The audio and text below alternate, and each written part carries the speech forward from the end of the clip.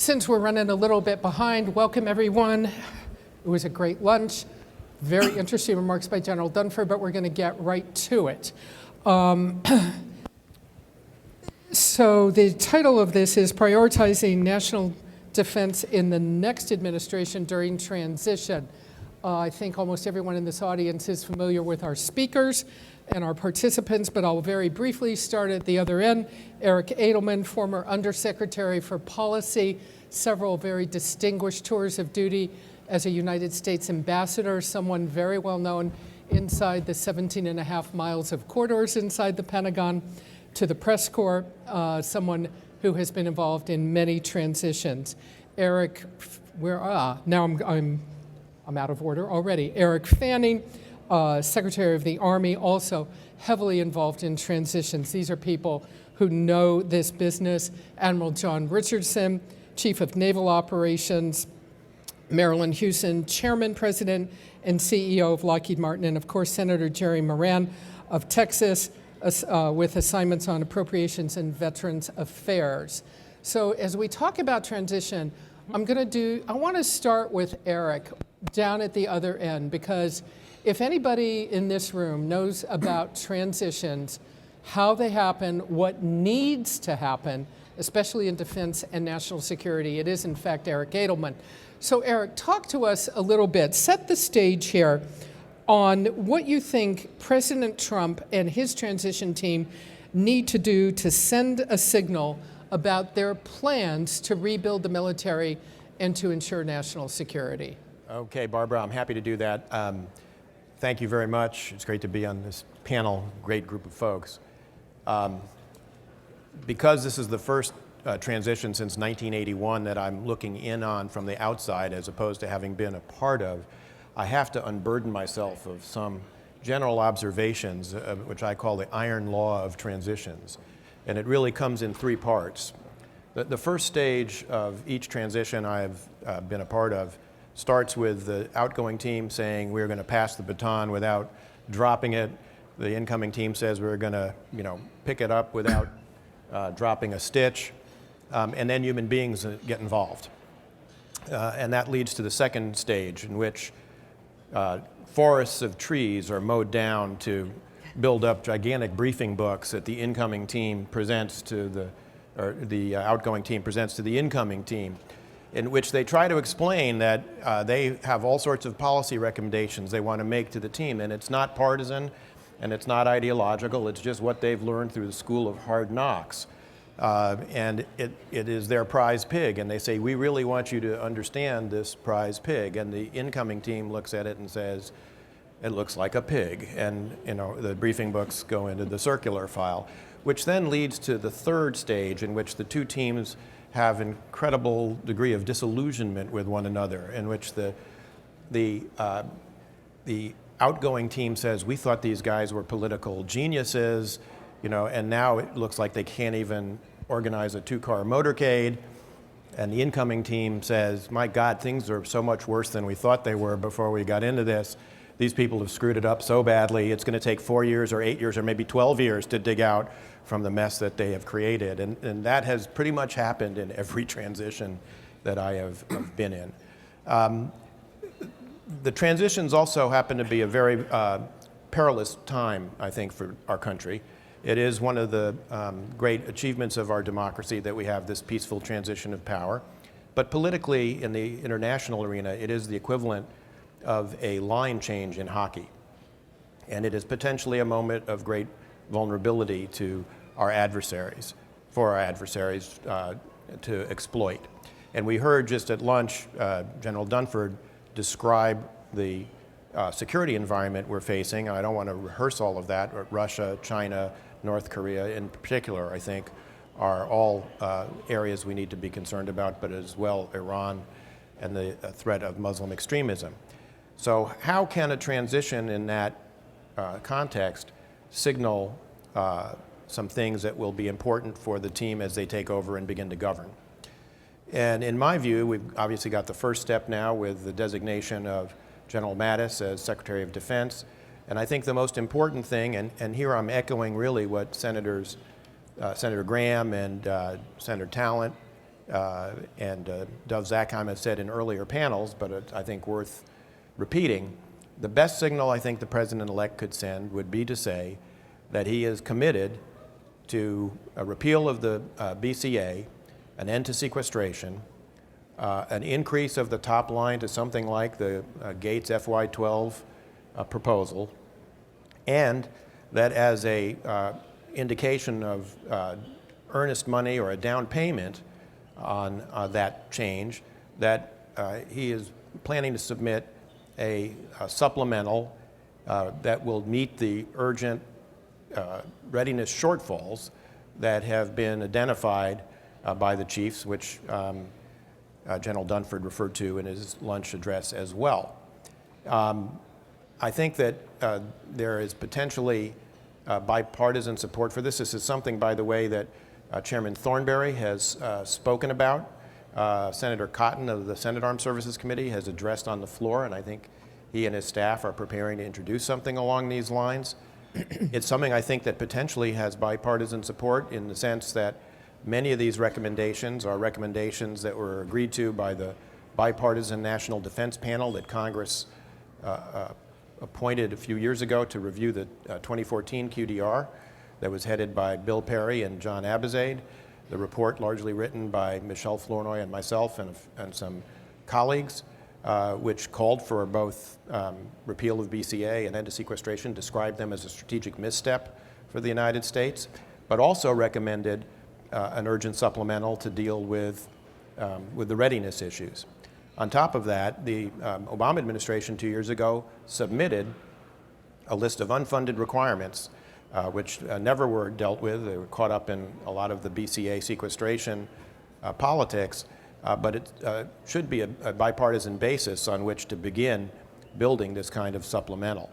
So I think if the president-elect wants to send an important signal, not just to the Congress, to the Department of Defense, but to our potential adversaries that there's a new sheriff in town, I think that is the best way to begin his presidency. Okay, thank you. Just to explain to everybody, we'll chat with Senator Moran, with Marillyn, and then I want to come back to the CNO and the Secretary together because I want to hear the service perspective, and I think it'd be very interesting to have you two gentlemen speak together on this point. So, Senator, let me ask you the same question.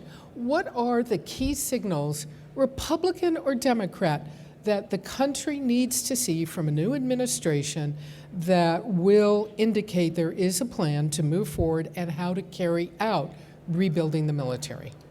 Well, I think, first of all, you start with the premise that personnel matters, and the Senate has a historic constitutional role in confirmation of those nominees by the new administration, and I think one of the signals that's now in place is there's a nominee to be the Secretary of Defense, and from a congressional response point of view, we are teeing ourselves up to have confirmation hearings commencing right after the first of the year. The congressional schedule is different than it has been in the past few years, and in fact, we're scheduled to be in session every weekday of January, but for Martin Luther King, the Monday, and we have been instructed we will have votes on Friday, the day of the inauguration. And the expectation is that hearings will begin right after the beginning of the year, the first week in January, including, I would guess, prioritization would be of General Mattis. And then that confirmation vote will occur in the committee, and we would be teed up as early as January the 20th to confirm. This one is a bit more complicated than some of the other nominations that will occur at Defense or other departments because of the 7-year legal requirement. And so that's going to require the House of Representatives to act in this regard, and I've heard the chairman say that they're prepared to do so quickly. In the Senate, it could be, but I don't expect it to be a bit more complicated because unlike the current rules now of the United States Senate where confirmations can occur with 51 votes, not 60, legislation is still subject to a filibuster and required that legislation that would change the law to allow this confirmation to occur would require 60 votes. It seems to me, in talking to my colleagues, although this is a relatively new development, I've been here for most of the time since that announcement was made, that nomination was made clear. It seems to me that in a bipartisan way there's an interest in accomplishing that, although the new minority leader has indicated that every confirmation will be taken very seriously. You'd expect that to be said, and there is some expectation that no confirmation will go through easily. So putting people in place, I think, is the primary initial responsibility of the Senate, and we are working in a different way than we have in the past to speed up that process. I think the most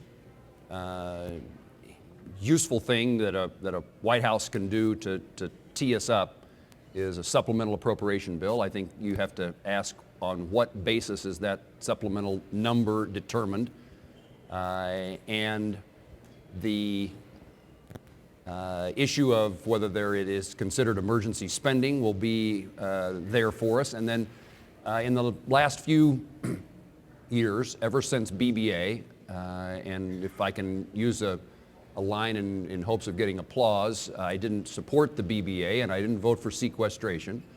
And so the issue still remains, though, that every time we've tried to increase, Republicans in particular, have tried to increase defense spending, the response by our Democrat colleagues in the Senate has been, we're not going to allow that to occur in the absence of a similar increase in domestic spending. And so I think a question remains, is what is the current thinking of new Democrat leadership in the Senate, and does that sense prevail that no defense increase without a like-kind increase in domestic spending? But I think the difference is that there is broad sense that the country is in need of additional resources for our defense programs, that we live in a very dangerous world, and there has been a significant part of the campaign about making America great again includes making America a strong national power with a strong defense that can respond to challenges around the globe. So I think that there's a mandate that has come from voters in regard to defense, and I think particularly with the elections that are approaching already for 2018, many of the Democrats who are up for election come from states that defense or pro-defense kind of positions are common among their voters. And so I think there's an opportunity for us to see more bipartisanship than what we've unfortunately lacked in the past. So Marillyn, let me go to you for a minute, because if we'd been sitting here several years ago, I would have said to you, oh, so what does the defense and aerospace industry want to hear from a new administration? But of course, it goes so far beyond just that. Defense, aerospace, information technology, high-tech innovation. What do you think the industry and that portion of industry is really going to be looking for in order to make additional investments and make its own decisions about spending and its priorities?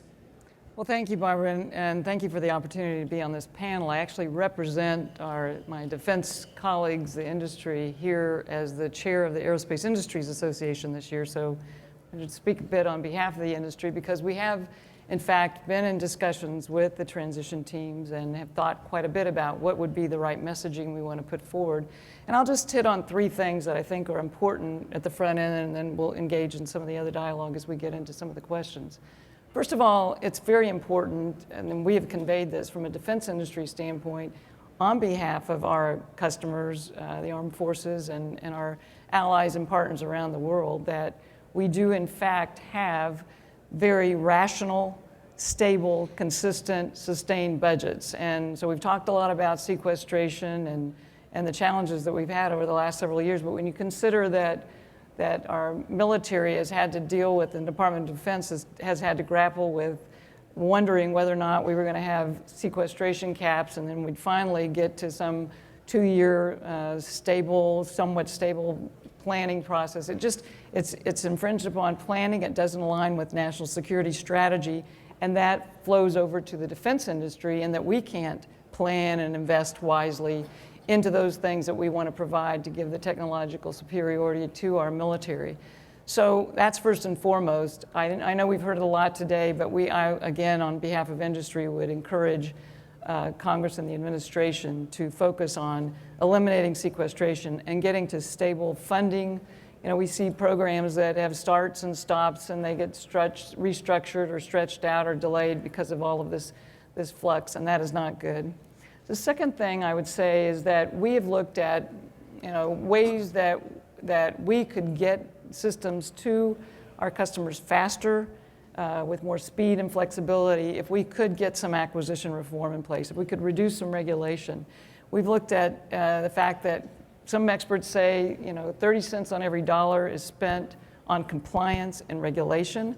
And so I know there was an earlier panel on acquisition reform. It is certainly important from an industry standpoint that we have more clear understanding on stable contracting processes, on the ability for us to protect our intellectual property so we can invest in research and development, for us to see that you know, the auditing and oversight that we're having is reasonable.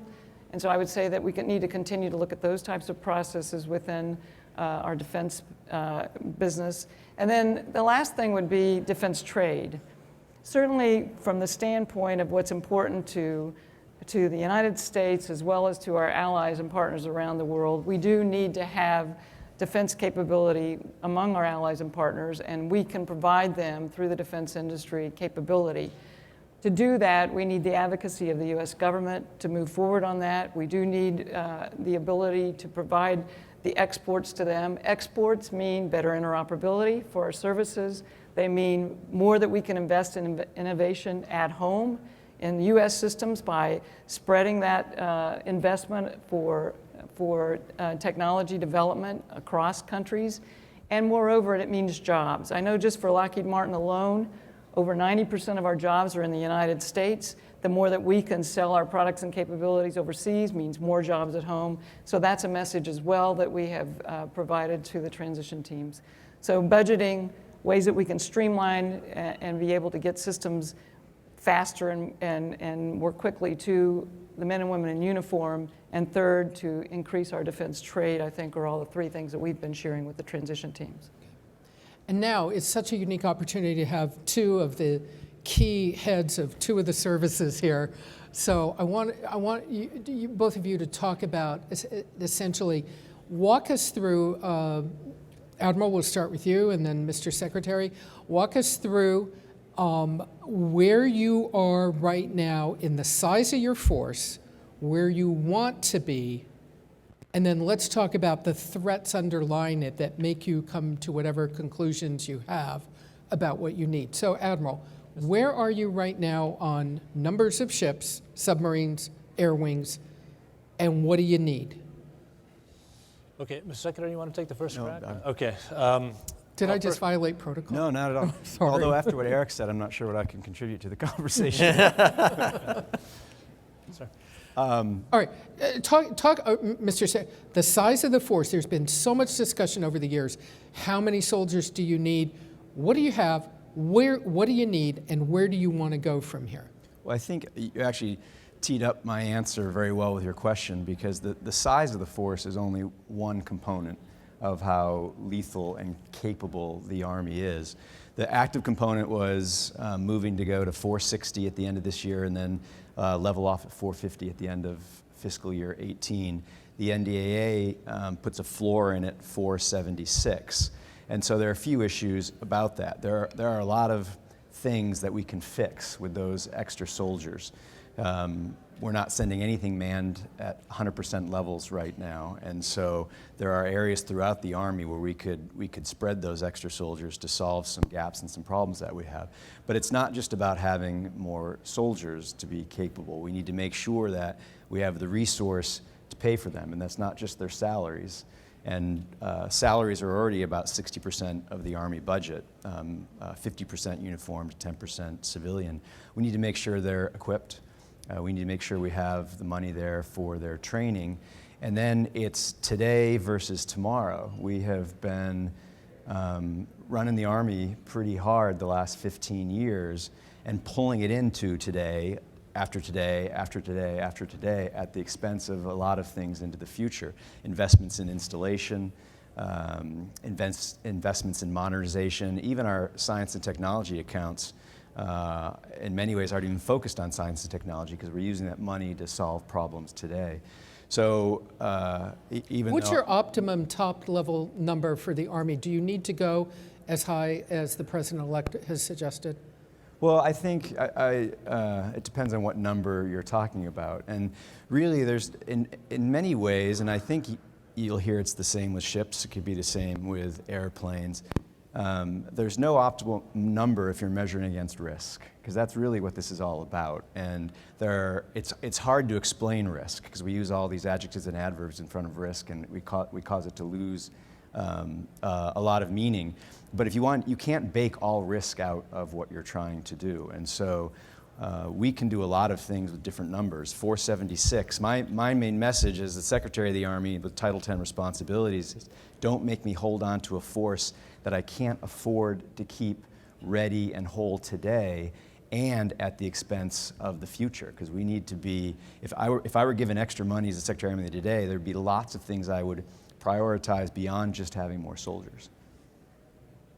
Admiral, same question on ships and air wings. Right. I mean, there is a real benefit for going last, and I have nothing to add at all. No, but I would like to just sort of reinforce a couple of things that my colleagues here on the panel have said. One, budget stability and appropriate levels of funding, absolutely critical to solving this problem, no matter which way you slice it.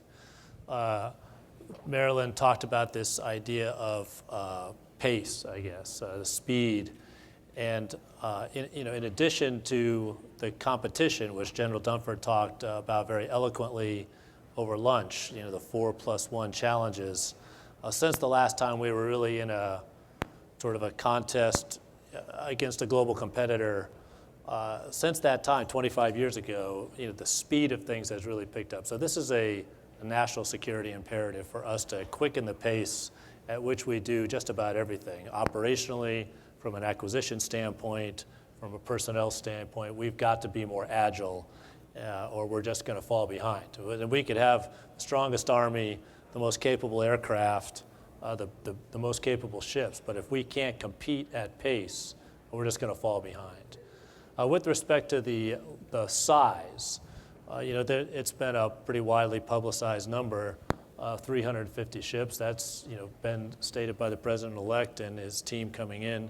But to what Secretary Fanning said, the size is only one part of it, right? And so you've got to be able to sustain whatever force that you've got. You've got to be able to man it. You've got to be able to maintain it. You've got to be able to train it. And so there is this wholeness factor that has got to come along with whatever type of acquisition decisions are made. And so, if 350, just for discussion purposes, you've got to, yes, get that acquisition right, do that at a pace that's strategically relevant in this security environment, and then you've got to be able to own that with all the sustaining types of. It sounds like neither of you at the moment have a message for the new team that you'd like to make these numbers that you're laying out, but you're not, if I'm understanding you right, you're not looking for massive increases in force structure at the moment beyond that. Well, I think as 476, 300 plus. As the Secretary of the Army, I'll take more if you'll give it to me, but I want to make sure it's balanced. And so, really just foot stomping on what the CNO said. If I get the soldiers, I need the money to pay for everything that comes with the soldiers. And we still need money to invest in the future, to invest in our industrial base, which in some places is wearing thin, to have that capability and capacity balance and that today and tomorrow balance. So that's, if there's any main message, it's to think very clearly about the fact that the capability, the effectiveness of the Army is based on a number of things, the size of it being one. And you could actually grow yourself into a less capable but larger Army if you don't keep your budget hollow fort program balanced. I wouldn't use the word hollow. Bob Work, who I've worked for a lot now, he says, I remember Hollow from, when we were coming out of Vietnam and we didn't have the people we have today. We have incredibly professional, well-trained, dedicated people. And so it's hard for me to use that word. I try to use other words. Unbalanced is the word that comes to mind most often, making sure that we have that force. And then you're creating a tail that you have to pay for going into the future. And so that's my main message there, is to think about the complete aspect of factors that build a capable and effective force. And if you're growing the force, think carefully about the timeline so that you're growing it with quality people that you're bringing in. You surge quickly, you may change your standards on who you're bringing in. So, Senator, what is, I'm sorry, sir. Just because we were talking a little bit about any messages. We've been studying this through the summer, and it does, as the Secretary said, really, it is a matter of how much risk are you trying to accept. So our current force goal right now is 308. That goal was set in 2012, really, and updated a little bit later than that. That was a force that did not account for a resurgent Russia, which is now, as General Dunford said, very much on the map. It did not account for ISIS. And so our studies are showing very close to the middle 300s in terms of a size of a Navy that would be what we would recommend as an appropriate risk in terms of the force. And I would say, speaking for the rest of my Joint Chiefs, we're all looking at that type of an adjustment. It has to come with the rest of the funding to own that force. And then as also, things are going to change, right? There's a lot of technologies and concepts that are out there that are going to change the way that just speaking as the Navy looks. So the advent of unmanned technologies, unmanned capabilities, artificial intelligence, the character of that force changes as well. So. The other thing that's going to change, and this was discussed in an earlier panel today, the reform rebuild, is the strategy is likely going to change in places. And so that's sort of input guidance. What's the strategy? What does the new administration want to do that allows the services to plan and offer some thoughts on what the size and the shape of the force should be? So, Senator, when you hear all of this, what does this say to you about Congress? Because what I'm hearing is, don't just give us a whole bunch of more money.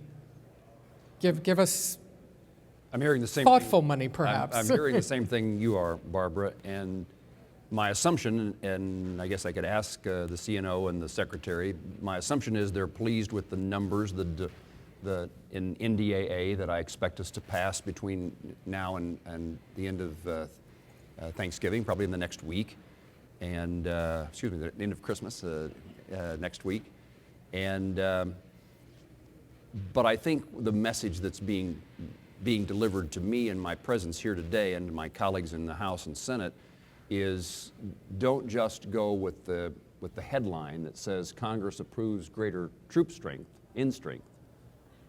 but do the work necessary to figure out how to make certain that the resources that are necessary follow that. And none of that can be finalized until you know what the strategy is, what the challenges are, what the global concerns are, and how we meet them. And so my impression is that there is an opportunity for Congress to get ahead of the story, claiming that we are pro-defense without doing the necessary groundwork, relying upon the services to provide the necessary information of how that would be managed. And really, again, that comes from an administration with Congress's ability to review and to make sure that what the administration proposes to us, potentially in a supplemental, is something that actually meets the needs and finds the right balance that the Secretary is talking about. So this is the point at which a reporter gets to put all the government officials on the spot just a little bit.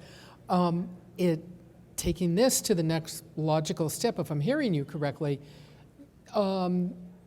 in the campaign, we saw President-elect Trump several times very publicly lay out what he was proposing as an increase in the size of all of the U.S., of all the services, Air Force, Navy, Army, Marine Corps. It seems like now it's a bit of a step half step back saying, okay, let's think about the strategy behind that. Is that the number we really need? It seems to me that's what you're sort of saying. You want to see a little more behind what all these numbers. No, I mean, I think what we got from a campaign is a recognition that we need additional capabilities. And the candidate, Donald Trump, expressed in numbers, troop strength, what that meant to him. Now, when he becomes president, it's incumbent upon his transition team and finally his administration to put the necessary thought into how do those numbers are they still accurate today? Based upon the information that he's going to get from people on this panel and others within the Department of Defense. So, I mean, I don't think there's any kind of, subterfuge going on here. It's the candidate expressed something that many Americans believe about the need to strengthen our military to defend our country and to protect our interests around the globe. And now comes the difficult part called governing, in which you began in a more thoughtful process, perhaps more thoughtful than a campaign can ever allow you to be, to put the right kind of strategy together that makes those numbers either more or less. So the Republicans on the Hill are going to, before they just start, if I'm hearing you correctly, and correct me if I'm wrong, before they just start signing up and authorizing and appropriating the money that it would take to fill out that campaign promise, you want to see more work and analysis behind it. Are those the right numbers? Well, there are many of my colleagues on the authorizing committee who have spent a long time, their careers in Congress doing things like that. So we don't start from scratch.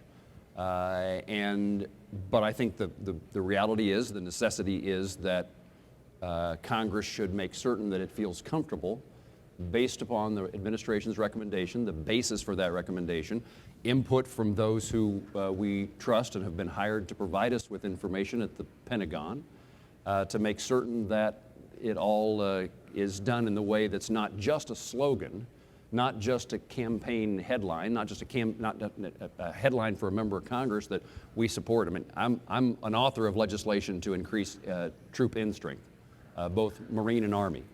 I'm for that, believe it's necessary. But when it comes time to actual passage of that policy, I want to make sure that we've got it right and we've taken into account all the other aspects that are necessary, other than just that one sentence that says this is the number we need, 350 Right. or No blank 400. checks. No, there should never be blank checks. Okay, Admiral, let me come back to you for a minute. Underline all these things we're talking about is strategy, and of course, underline that is threat. So actually, for you, and noting that General Goldfein is in the front row here, you gentlemen, Sir, Secretary Fanning, you're looking at Russia, you're looking at China, you're looking at North Korea. Talk to us for a minute, and perhaps representing all the chiefs, I'm quite sure have somewhat the same view on this matter of threat. People throw out resurgent Russia. You have Russian warplanes chasing your guys, chasing the Air Force guys, occasionally up and down the Baltic, up and down the Black Sea. What worries you about the Russian threat, what you can't predict, Secretary Fanning, what you can't predict in Eastern Europe that you feel you need to be ready for? Admiral? Well, I think you just have to take a look at recent activity, right? So you mentioned these aircraft and flying very close, 30 feet at deck level, within that close to our destroyers operating up in the Baltic. You take a look at just the level of activity of their submarine force, which is something we haven't seen in a decade or so. You've got the Admiral Kuznetsov, their aircraft carrier, off the coast of Syria right now, doing strikes into Syria. They've increased their maritime strike capability from the sea, from under the sea, from the air, shooting from the Caspian into this fight. And so I think that the evidence speaks for itself in terms of the recent Russian activity. And this goes, I think, across the joint force. Every one of us can cite cases where that's been General Goldfein nodding his head, I think in total agreement here, if I may, sir. So how worried are you and General Goldfein that there's going to be a miscalculation with your forces and the Russians or the Iranians? I mean, it's come close lately. I'll tell you what, that first and foremost, as has been said, we spend the priority effort making sure that those forces that are forward deployed, that are operating forward, have everything they need in terms of equipment, training, certification, authorities, rules of engagement, to be able to manage this type of activity. And I've got to say that with almost 100%, the commanders that we have out there, and these things are happening very, very fast, that they've made the right decision in every case to assess that threat, to take the right action, to prevent something that would escalate very fast. And so, I applaud those COs who are doing this on their own, right? This is them acting on their judgment. Having said that, when you get that close, right, the risk of miscalculation just goes up. And so we would advocate to continue to communicate that type of behavior is destabilizing, that it doesn't help in any way bring stability and predictability in this environment, in the information environment. These can escalate very quickly from a tactical type of a maneuver up to operational and strategic. And that I would also advocate that we've got agile communication, so that if something should happen that would, at a tactical level, that starts to escalate, that we can call up our counterparts and get them on the phone and de-escalate those scenarios as well. So I think that there's really a comprehensive approach to managing this, and we have to have all those pieces in place to do it right. So, Secretary Fanning, and then I want to follow up with Marillyn. Eastern Europe, worries that the Russians could be destabilizing, that they could make a move that will really unsettle the eastern flank.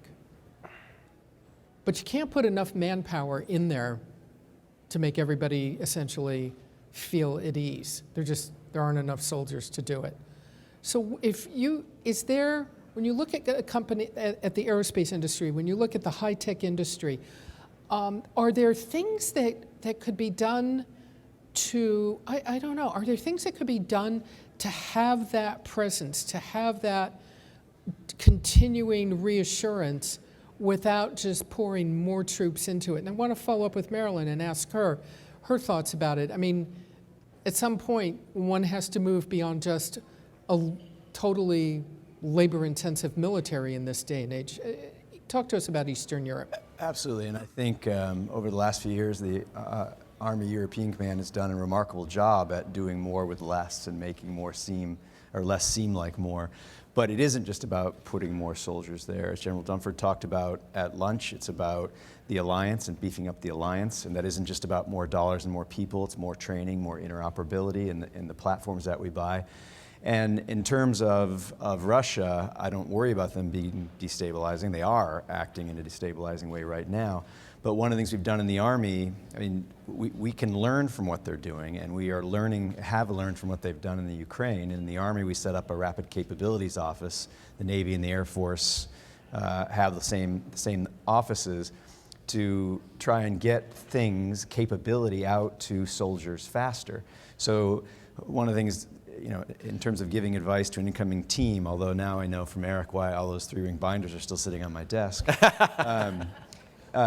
is that it's not just about where you put the dollar, it's how you spend the dollar. And again, from earlier panels today, even what Marillyn was saying and the CNO saying, we have to find ways to get technology and capability and equipment out to soldiers faster. So it's not just the number of soldiers we have, it's making sure that we're iterating and learning from what we see, because we were focused for 15 years on a certain kind of fight in a certain part of the world, and what we've learned is the Russians were becoming more agile as an army, and that they were certainly watching and learning from us. Right.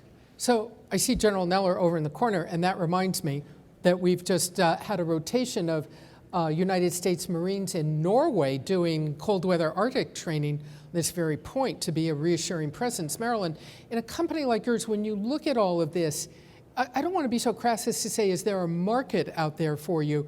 But are there things that you see where industry can help with some, and we're going to get to questions very quickly, some high-tech ideas, some new technology, some new way to get things to those, to U.S. forces being a reassuring presence, or to U.S. allies in Eastern Europe?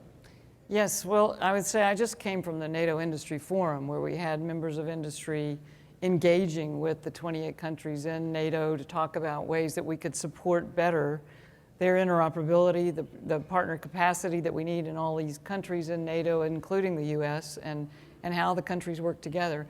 And so, you know, whether it's missile defense, we've talked some about what we can provide from the standpoint of the United States. We have the Aegis Ashore facility that was stood up in Romania, another one going in Poland. We have countries in NATO who are building up their capabilities, whether it's from tactical fighters or it's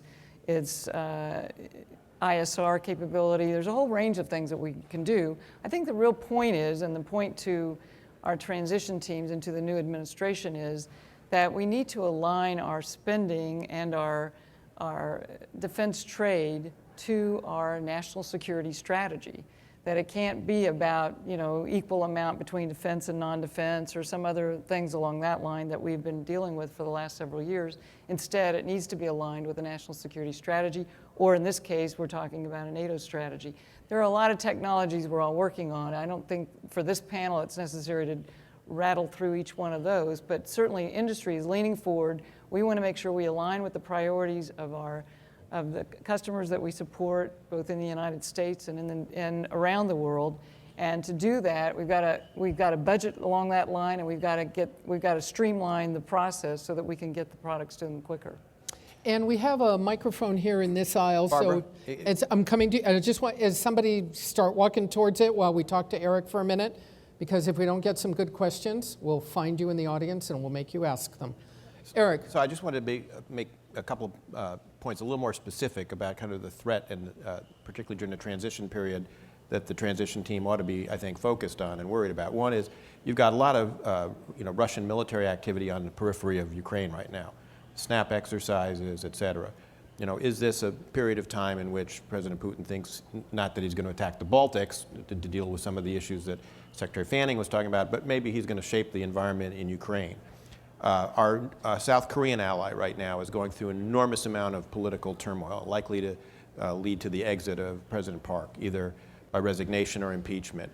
You know, does Kim Jong-un think this is maybe a good time to, you know, use that destabilized peninsula to do something? These are very real, specific issues, and yet for the transition, there's very little that a team that's not actually, you know, in place can do to shape that behavior. And it's one of the reasons why I'm so strongly insisting on saying that if the president wants to send a signal, and not just to the Congress, but to our allies, about what his intent is with regard to realizing what he laid out in his Philadelphia speech, getting rid of BCA and sequestration and setting a high level of ambition for the budget target is important. You know, I have debates all the time with some of my colleagues about, you know, whether we should stress, you know, that we should be spending 4% of GDP, or why it's so arbitrary. Why do we do? Well, yes, it is arbitrary in a certain sense. I mean, in reality, of course, as my former colleague Gordon England used to say, you know, we are what we buy. That's really what you ought to be measuring. But the truth is, you know, we use these measures, these metrics for our allies, you know, that they ought to be spending X amount of money. And I think we need to use that metric for ourselves, because it really is ultimately a symbol, not just of what we're going to buy, but what we're willing to tax ourselves as a nation in order to support the common defense. And that is, you know, got important symbolic significance for our adversaries and for our allies both. All right, let's go to some questions. Sir? Yes, this is a question for Secretary Fanning. How do you see the National Guard fitting into the growth of the Army in the coming administration? I think, I'm looking at Secretary James here. I had the joy of working in the Air Force during the Air Force Commission on on the total force, and then moving over to the Army in time for the Army's commission on the total force, which really ended up being an opportunity for both services to think through ways to be more creative and holistic. The Army can't do what it's asked to do if it thinks of itself just as the active component. I mean, the Guard, it is, period, an integral and important part of the future of the total Army. It isn't something we're working towards, it's something we're working at getting better because it's dependent on that. When I first went over to the Army last year, leaving Secretary Carter's office as his Chief of Staff, there was a general who asked me, have you been sent here to secretly shrink the Army further? And I was a little shocked. My answer was no. But he did tell me when I came to the Army, tell the Army to stop talking about itself as a number, and oh, by the way, they're just using the active component number. That's not the size of the Army. And I think part of it, my experience in the Air Force and the Army is a little generational. People join the Guard for different reasons today, post 9/11, than they did before. And so when you're dealing maybe with people who've been at this a lot longer, and a lot of them are in the Pentagon, they have a different sense of what the Guard's capabilities are and what the Guard's motivations are. You go out into the field, you can't tell who's active, Guard, or reserve unless you ask. And so I think the future of the Guard in the Army is only going to get stronger. And part of that is just going to be testing it. And the Chief of Staff feels the same way. We put money in the budget for increased training opportunities for the Guard, and it'll just be a matter of all components being honest about what they can do, where they're being stressed, and where we need to make adjustments. Thank you. That's what I wanted to hear. Sir? As a retired guardsman, I really love that last question, by the way. Question about defense strategy. 2012 was the last version of a published defense strategy. It was the document that talked about the pivot to Asia and withdrawing forces in Europe. But during that time, I was serving on the Senate Armed Services Committee staff. One of the concerns that came out of reading that document was the fact that we, for the first time in 40 years, were drawing away from a scenario where we would have enough capability and forces to be able to engage in two simultaneous areas of conflict, two major contingency operations. Do you believe maybe it is time for us to relook whether that was a valid, or first of all, if you believe it, or more importantly, do you think it's time to relook whether that was a valid part of our strategy to tell our adversaries that we may not have enough forces to simultaneously engage in two major theaters, and maybe that's something that this administration should look at? Is that directed at me? Whoever would like to answer it. Well, I think the change in administration is a great time to look across all of the strategies. The pivot to the Pacific, the rebalance to the Pacific, I think was the right thing to do and continues to be the right thing to do. The Army, all the services have done that. The Army's increased something about 50% in the last 4 years, its uniform and civilian commitment to the Pacific. But I think now is a good time, as we were saying, and thinking about putting more money into defense spending, that we need to start with the strategy so that we can work through the planning process, through the budgeting process and the execution process. Anyone else want to? You know, I would just say that the two major regional contingencies construct is one that, you know, really was a function of the end of the Cold War and a look after the end of the Cold War at where we were most likely going to be deployed, which was in Southwest Asia and in Northeast Asia, the Korean contingency and an Iraq contingency.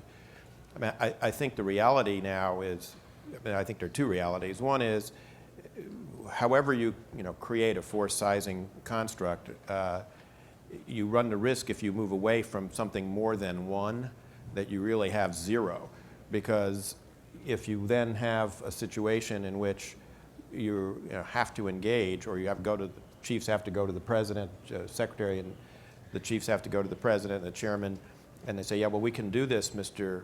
President, but we're going to have really high risk anywhere else if we've got some potential aggressor somewhere else. You're really now down at zero, because you're telling the president that he has a really ugly choice to make.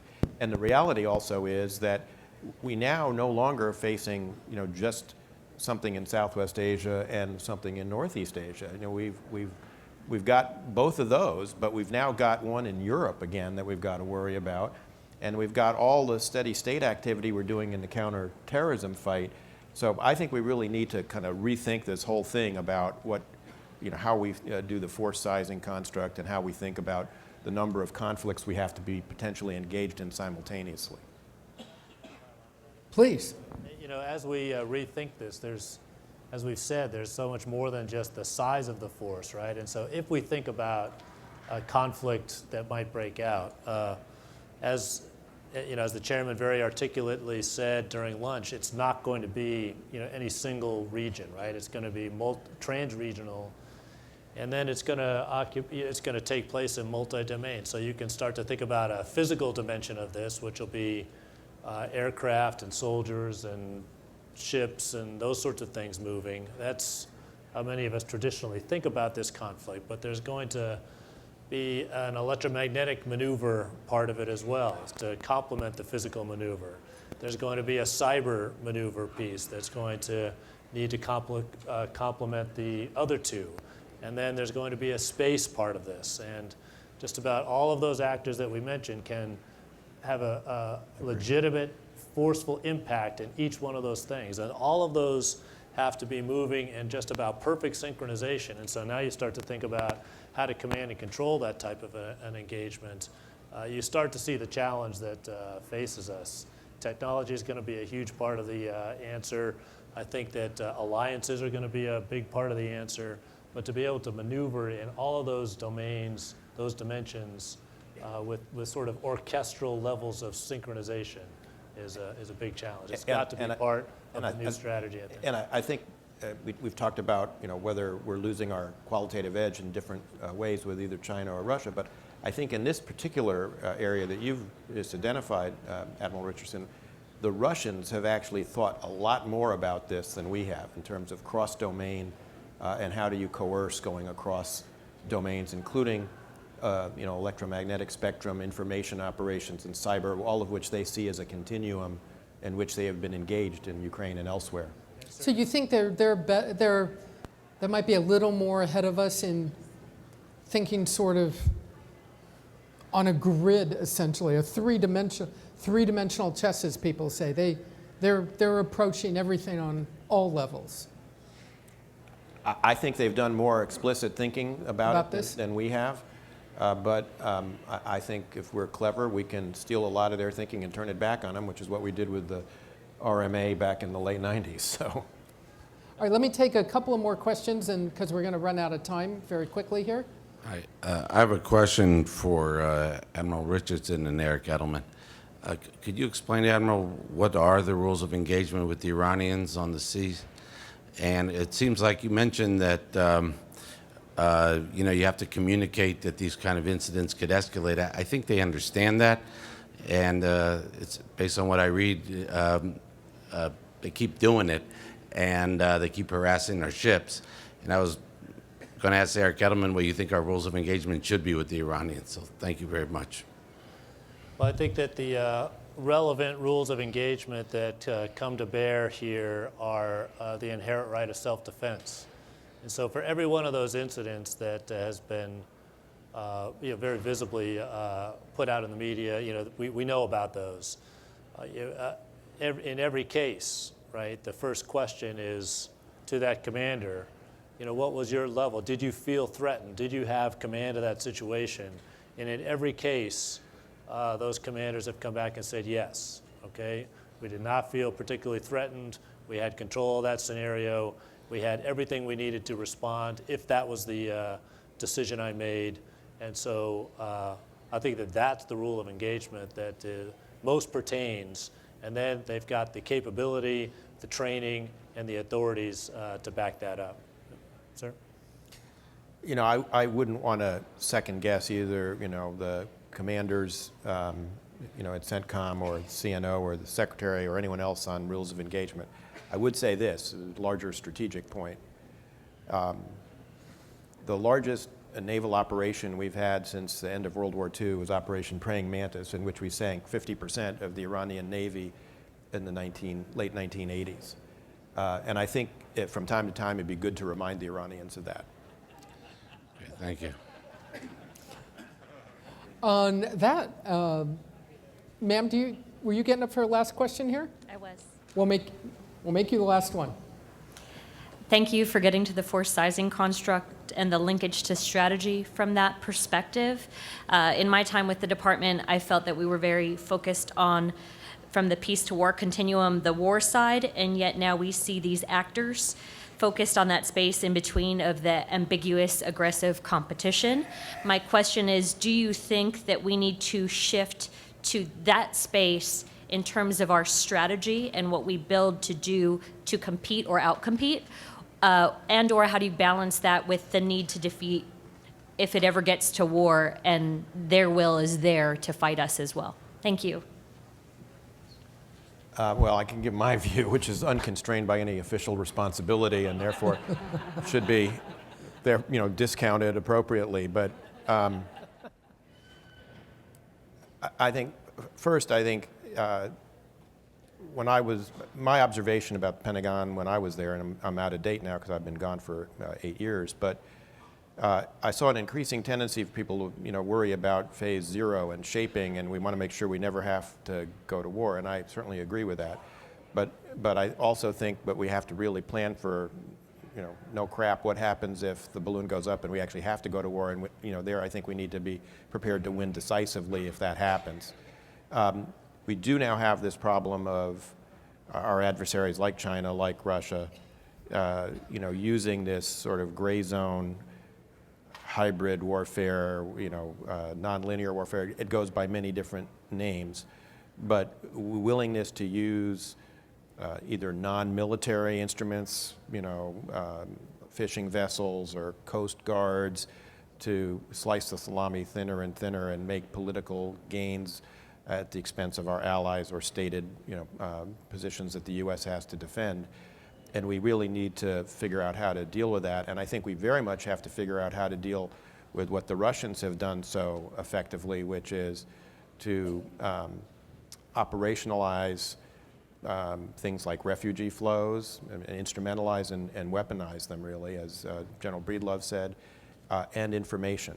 And the informationalization of warfare that Russia has engaged in is something we're not very well equipped to deal with as a society, but it's something that goes along with some of the political disruption we've seen that Minister Sarita was talking about this morning throughout the advanced industrialized world with the advent of social media and questioning of democratic norms, which Russia is playing on very effectively, and I think that's a huge challenge that we face. Sir. Maybe I'd just like to add this thought, which is we've talked about troop strength and readiness and preparedness equipment, the necessary industrial capacity to meet our country's defense needs. But going back to where I started, personnel matter. And we'll have a new Secretary of Defense, a new President, a new Secretary of State. And in many ways, the relevancy of the decisions that are made about troop strength, the amount of equipment, the number of ships, the number of airplanes, the relevancy of that number is reduced unless our leadership, the individuals in charge, have credibility. And so it's important that we have, you can't solve, in my view, the defense of our nation unless our enemies and allies know that when we speak, that there is a consequence that follows. And so it's a non-quantitative kind of aspect. Leadership matters. And we can have a debate about how many members of the military we should have and how many ships we should have, how many airplanes we should have. But ultimately, the ability for a person to speak, the leadership of our country to collectively speak to those who we want to fear us or our allies who we want to trust us matters in this. You can come up with a strategy, but if you don't have that credibility, it's not effective. So we're out of time, but I'm going to take the chair's prerogative and ask Admiral Richardson for one last thought on something here, very quickly. Thank you, Barbara. Well, Senator, I'm going to provide the thought, if you don't mind, Barbara. oh, I had a question. Sir, I thought when you said personnel, I thought certainly the leadership is where you were going with that, but we had the pleasure, the Senator and I, just before we came on stage, to call a young high school senior and congratulate on him because he just got an appointment to the United States Naval Academy. And if you want to talk about credibility, the credibility of our people, the quality that they bring to the nation's defense, they are the most talented people that we have ever had. We've got the numbers to support that. They've got so many choices that they can make when they get out of school, and yet they choose to raise their right hand and make a commitment to support and defend this country. And if you want to talk about credibility, you just have to go to the integrity and the authenticity and the credibility of that force, and that's the thing that's going to be our asymmetric advantage always. All right, thank you very much. And I'll put in a shameless bid to have you all come to the next panel, which I'm also chairing, which is Defense Secretary Leon Panetta and the Vice President Dick Cheney, former Secretary of Defense. We're going to be in the next building at 3:30, and we're going to get their perspective. I can pretty much assure you it's going to be darn interesting.